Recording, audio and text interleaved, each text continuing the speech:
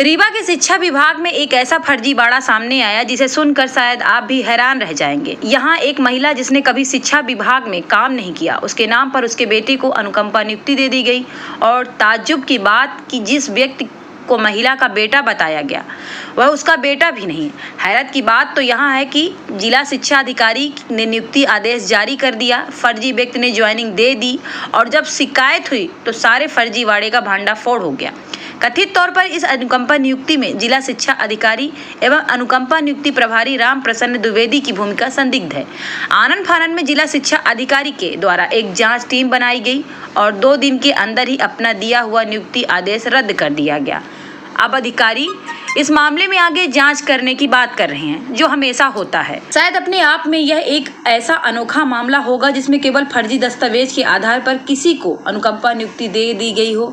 दरअसल इस मामले का खुलासा उस समय हो गया जब काल्पनिक महिला बेला कली कोल को यह बताया गया कि वह शासकीय प्राथमिक शाला ढेरा में सहायक शिक्षक के पद पर पदस्थ थी और सेवा काल के दौरान 16 मई 2023 को उसका निधन हो गया। अनुकंपा नियुक्ति में कहा गया कि बेला कली की मौत के बाद आश्रित सदस्य उसके पुत्र ब्रिजेश कुमार कोल, पिता शिवचरण कोल, ग्राम पोस्ट परसिया, तहसील त्योथर को शासकीय उच्चतर माध्यमिक विद्यालय जड़ौरी विकास खंड गंगेव, जिला रीवा में प्यून के पद पर अनुकंपा नियुक्ति दी जाती है। अब सवाल यह उठता है कि जिला शिक्षा अधिकारी कार्यालय में वर्षों से एक ही सीट में बैठे मठाधीशों का कहीं यह कारनामा तो नहीं, क्योंकि इतनी बड़ी चूक शायद मुमकिन नहीं। सामान्य तौर पर अनुकंपा नियुक्ति पाना एक ऐसा समंदर है जिसे पार करने के लिए बरसों लग जाते हैं।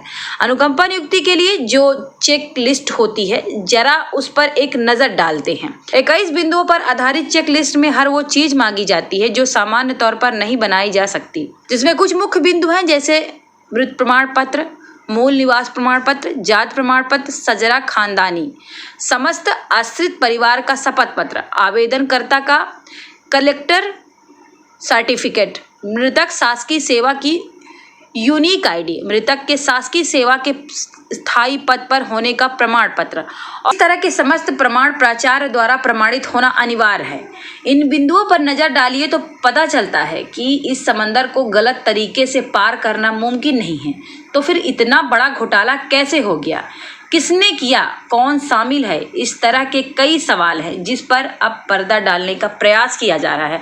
हालांकि पर्दा उठ चुका है और मामला लोगों के सामने है, लेकिन जांच नाम का ब्रह्मास्त्र कब छूटता है और किस पर लगता है, यह तो आने वाला वक्त ही बताएगा। एक अनुकंपा नियुक्त हुई है ब्रिजेश कुमार कोल की और ये अभी लास्ट अप्रैल में ही इसके आदेश जारी हुए हैं और इसके द्वारा जो प्रस्तुत अभिलेख है वो अभिलेख एकदम सत्य प्रतीत हो रहे थे और उन अभिलेखों में जो डॉक्यूमेंट्स लगे हैं वो सब फर्जी हैं, परंतु इतने अच्छे तरीके से उसको बनाया गया था कि प्रथम दृष्टया वो एकदम सही प्रतीत हुए।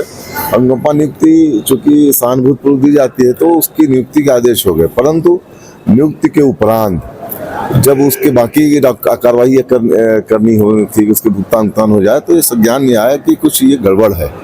तो प्रथम दृष्टया उसकी सूक्ष्म जब जांच की गई तो वो पूरे फर्जी लगे और इसके लिए एक समिति बनाई गई है। समिति में रिपोर्ट नहीं दी है, पर उसके आदेश को तत्काल निरस्त कर दिया गया है। सर, ये जो महिला जिसकी सेवा बताई जा रही थी उसकी कुछ डॉक्यूमेंट्स भी आपके विभाग में रहे होंगे, क्या ये सब जांच करने की जरूरत नहीं थी?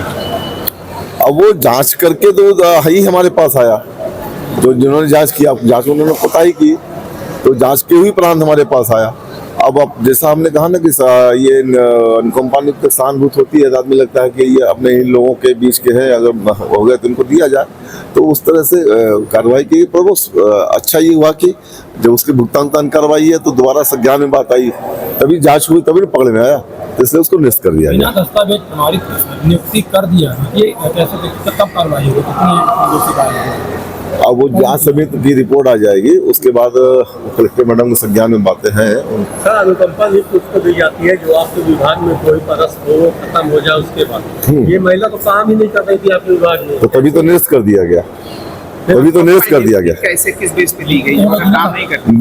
नियुक्त उसके द्वारा जो फर्जी अभिलेख प्रस्तुत किए गए हैं उस पर भी फर्जी अभिलेख प्रस्तुत किए, उस अभिलेख के आधार पर एक व्यक्ति 10-10 हलफनामा में दस्तखत कर रहा ये है। रामप्रसाद द्विवेदी जी आपके यहाँ बाबू है, तकरीबन 30 साल से बैठे हुए, क्या ये चीज़ नहीं देखते हैं? 30 साल। अचानक ऐसी आपके पास देखते 30 साल से हैं। ये रामप्रसाद द्विवेदी जी है जो ये सब देखते हैं।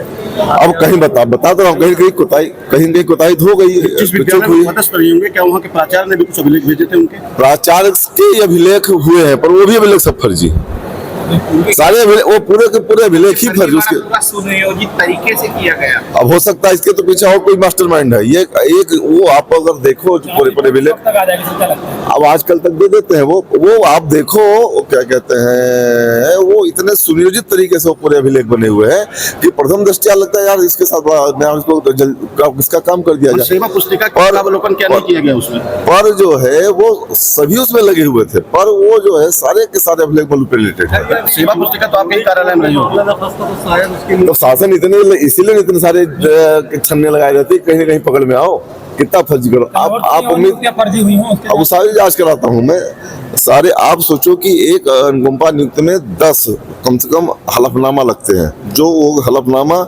नोट उस पर क्या कहते हैं स्टाम्प पेपर पर देता है। आदमी एक सही स्टाम्प पेपर दस्तखत करने से बचता है, वो 10 स्टाम्प पेपर में उसने क्या कहते हैं दस्तखत किए हैं, तो वो तो कहेंगे उसके पीछे कोई ना कोई मास्टरमाइंड है। बरसों से लोग अनुकंपा नियुक्ति के लिए आपके ही कार्यालय चक्कर लगा रहे हैं, उनकी कोई चक्कर नहीं लगा रहा है। जिसकी पाता एक आदमी एक साथ कोई चक्कर नहीं लग रहा है। इसी वो क्या कहते हैं जिसकी पात्रता बनती है, जिसके अभिलेख पूरे होते हैं, उसकी नियुक्ति दी जा रही है। हमने बहुत सारी नियुक्ति दी और इसी जल्दीबाजी में तो गड़बड़ हो गई।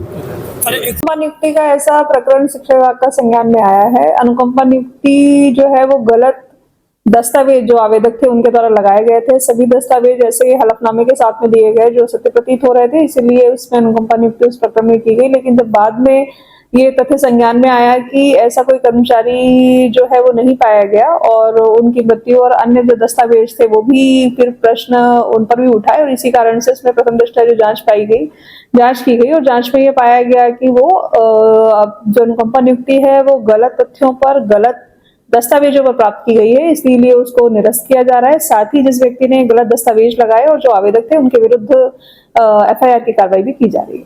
मैडम, ये जो महिला का नाम बताया गया था, क्या उसकी सेवा पुस्तिका वगैरह जांच की जाती है?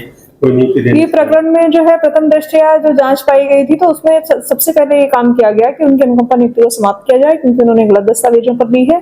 फिर इसके बाद इसमें एक डिटेल्ड जांच संस्थित की गई है जिसमें इन सभी जो फैक्ट्स हैं उन पर जांच की जाएगी और तब ये बिंदुओं का पता लगेगा।